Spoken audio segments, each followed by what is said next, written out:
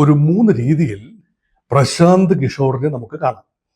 തന്റെ ജീവിതത്തിന്റെ ആദ്യ ഭാഗത്ത് അദ്ദേഹം ഒരു സെഫോളജിസ്റ്റ് എന്ന നിലയിലാണ് രംഗത്ത് വരുന്നത്. തെരഞ്ഞെടുപ്പുകൾ അവലോകനം ചെയ്യുക, കൃത്യമായി ശാസ്ത്രീയമായി അവലോകനം ചെയ്ത് ഏത് പാർട്ടിക്കാണ് ജയിച്ചു വരാനാവുക എന്ന പ്രവചനം നടത്തുക. അത് പ്രണോയ് റോയ് ഒക്കെ ചെയ്തിരുന്നത് പോലെ. പിന്നീട് അദ്ദേഹം ഒരു തന്ത്രജ്ഞനായി മാറി. ഏതെങ്കിലും ഒരു പാർട്ടിക്ക് വേണ്ടി തെരഞ്ഞെടുപ്പ് തന്ത്രം ഒരുക്കുന്ന ഒരു ചാവേറായി മാറി. അതായത് യഥാർത്ഥത്തിൽ പറഞ്ഞാൽ തച്ചോളി ഉദയനൻ ഒരിക്കലും ഒരു രാജാവായിരുന്നില്ലല്ലോ, ഒരു ഇടപ്രഭുവായിരുന്നില്ലല്ലോ, അദ്ദേഹം ഒരു ചേകവർ മാത്രമായിരുന്നു. അങ്ങനെയുള്ള ഏതെങ്കിലും രാജാവിന് വേണ്ടി അംഗം വെട്ടുന്ന, തന്ത്രങ്ങൾ ഒരുക്കുന്ന ഒരു ചേകവരായി മാറി.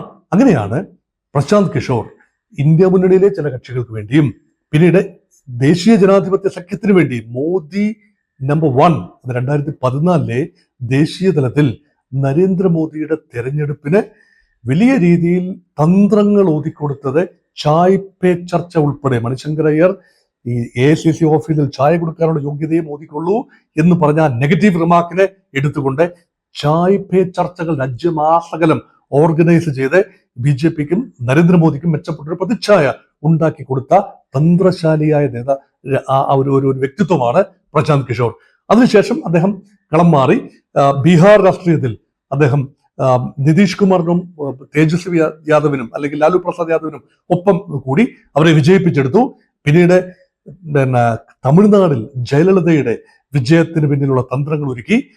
എന്തിന് ആന്ധ്രാപ്രദേശിൽ ജഗൻമോഹൻ റെഡ്ഡിക്ക് YSR കോൺഗ്രസിന്റെ വിജയതന്ത്രങ്ങൾ ഒരുക്കിയതിൽ, ബംഗാളിൽ പശ്ചിമ ബംഗാളിൽ മമതാ ബാനർജിക്ക് വീണ്ടും അധികാരത്തിൽ വരാനുള്ള തന്ത്രങ്ങൾ ഒരുക്കിയതിന്റെ എല്ലാം പിന്നിൽ, അപ്പോൾ ഒരൊറ്റ പാർട്ടിയുടെ പിന്നിൽ മാത്രമല്ല പല പാർട്ടികളുടെ പിന്നിലും തന്ത്രമൊരുക്കുന്ന പ്രധാന കൂർമ്മ ബുദ്ധിയായി പിന്നീടുള്ള ഇന്നിംഗ്സിൽ പ്രശാന്ത് കിഷോറിനെ കണ്ടു.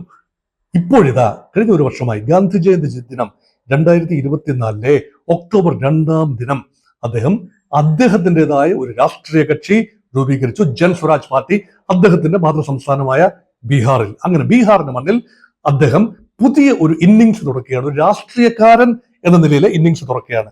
പക്ഷെ ജാതി രാഷ്ട്രീയം ഉറഞ്ഞു തുള്ളുന്ന ബീഹാറിൽ ഇദ്ദേഹം മുന്നോട്ട് വയ്ക്കുന്നത് ജാതിക്ക് അതീതമായ വികസനത്തിന്റെ ഒരു രാഷ്ട്രീയമാണ്. കേട്ടാൽ നല്ലതാണെന്ന് തോന്നാം, പക്ഷെ ആ പരിപ്പ് ബീഹാറിന്റെ ചട്ടിയിൽ വേവുമോ എന്നത് മറ്റൊരു മഹാചോദ്യമാണ്. ഇപ്പോൾ അദ്ദേഹത്തോട് ചോദിക്കുന്നു, അദ്ദേഹത്തിന്റെ മുഖ്യമന്ത്രി പദത്തിലേക്ക് അദ്ദേഹത്തെ കാണാൻ താല്പര്യപ്പെടുന്ന 23% ആളുകളുണ്ട്. അത് വലിയ നമ്പറാണ്, അതൊരു കൗതുകത്തിനൊക്കെ പറയുന്നതാണ്. പക്ഷെ അദ്ദേഹത്തിന് പാർട്ടി ഉണ്ടോ എന്ന് ചോദിച്ചാൽ, പാർട്ടി ഗ്രാസ് റൂട്ട് ലെവലിൽ സപ്പോർട്ട് ഉണ്ടോ എന്ന് ചോദിച്ചാൽ, കീഴ് ഘടകങ്ങൾ ഉണ്ടോ എന്ന് ചോദിച്ചാൽ, അറിയപ്പെടുന്ന നേതാക്കളുണ്ടോ എന്ന് ചോദിച്ചാൽ ഇല്ല എന്നാണ് ഉത്തരം. അങ്ങനെയെങ്കിൽ അദ്ദേഹത്തിന് വ്യക്തിപരമായി ലഭിക്കുന്ന പിന്തുണ എങ്ങനെയാണ് ബൂത്ത് ലെവലിൽ വോട്ടാക്കി മാറ്റിയെടുക്കുക? വലിയ ചോദ്യമാണ്. അതുകൊണ്ടാണ് അദ്ദേഹത്തോട് ചോദിക്കുകയാണ്, ആരാകും മുഖ്യമന്ത്രി?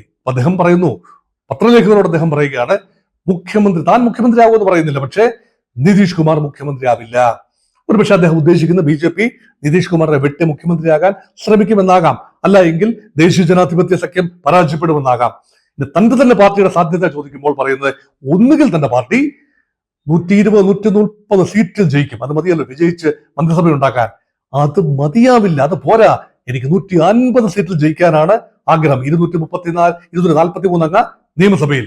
ഇതൊരു അതിര് കടന്ന ആത്മവിശ്വാസമാണ്.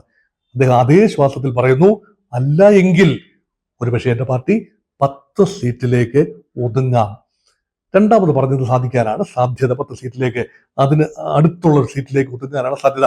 അങ്ങനെ വന്നാൽ അദ്ദേഹത്തിന് ലഭിക്കുന്ന വോട്ടുകൾ ആരുടെ വോട്ടാണ്? ഒന്ന് അർബൻ മെട്രോപൊളിറ്റൻ വോട്ടുകളാണ്. പറ്റ്ന സിറ്റിയിലും ചുറ്റുപാടുമുള്ള പ്രദേശങ്ങളിലെ അർബൻ യൂത്ത്, ഒരുപക്ഷെ പരമ്പരാഗത ജാതി രാഷ്ട്രീയം മടുത്തു, ഐഡന്റിറ്റി പോളിറ്റിക്സിൽ മടുത്ത ആളുകൾ ഒരുപക്ഷെ പുതിയൊരു പരീക്ഷണത്തിന് സന്നദ്ധമായേക്കാം. 1. 2, ഒരുപക്ഷെ അദ്ദേഹത്തിൻ്റെതായ ഒരു ബേസ് ഉണ്ട്. അദ്ദേഹം മുന്നോക്ക വിഭാഗത്തിൽ പെടുന്ന ആൾ കൂടെ ആയതുകൊണ്ട് ഈ BJPയുടെ മുന്നോക്ക വിഭാഗത്തിന്റെ ഒരു ചെറിയ സെഗ്മെന്റിന്റെ എങ്കിലും വോട്ട് അദ്ദേഹം പ്രതീക്ഷിക്കുന്നു. അങ്ങനെ ചിന്തിക്കുന്ന ആളുകളുണ്ട്. പക്ഷെ കൂടുതൽ പേരും ചിന്തിക്കുന്നത് BJPയുടെ ഒരു ബി ടീമാണ്. BJPയുടെ വിശാല പദ്ധതി ഇന്ത്യ മുന്നണിയിലെ സെലക്ട് സ്ഥാനാർത്ഥികളെ പരാജയപ്പെടുത്താൻ കൃത്യമായി പ്ലേസ് ചെയ്യുന്ന ട്രോജൻ ഹോഴ്സസ് ആണ്. അങ്ങനെ ചിന്തിക്കുന്നവരുമുണ്ട്. അതുകൊണ്ട് ഏത് പാർട്ടിയുടെ വോട്ടാണ് കൃത്യമായി ഇദ്ദേഹം പിടിക്കാൻ പോകുന്നത്? ഇദ്ദേഹം പിടിക്കും, വോട്ടുകൾ പിടിക്കും ഉറപ്പായി. പക്ഷെ ഇദ്ദേഹത്തിന് ജയിച്ചു വരാൻ കഴിഞ്ഞില്ല എങ്കിലും, ജൻസ്വരാജ് പാർട്ടിക്ക് ഭരിക്കാനായില്ല, ജയിച്ചു വരാൻ കഴിഞ്ഞില്ല എങ്കിൽ പോലും അദ്ദേഹം വിജയ പരാജയങ്ങളെ ബാധിക്കുന്ന ഘടകമാണ്. പ്രത്യേകിച്ച് 3000 വോട്ടിൽ താഴെ കഴിഞ്ഞ തെരഞ്ഞെടുപ്പിൽ ഈ ഏതാണ്ട് 35ഓളം നിയമസഭാ സെഗ്മെന്റിലാണ് 3000 വോട്ടിൽ താഴെയുള്ള ഭൂരിപക്ഷത്തിന് ഏതെങ്കിലും ഒരു സ്ഥാനത്ത് ജയിച്ചു വന്നത്. അപ്പൊ ജയപരാജയങ്ങൾ നിശ്ചയിക്കുന്നത് ഇത്രയും വെയ്ഫർ തിൻ മാർജിനാണെന്ന് ഓർക്കണം.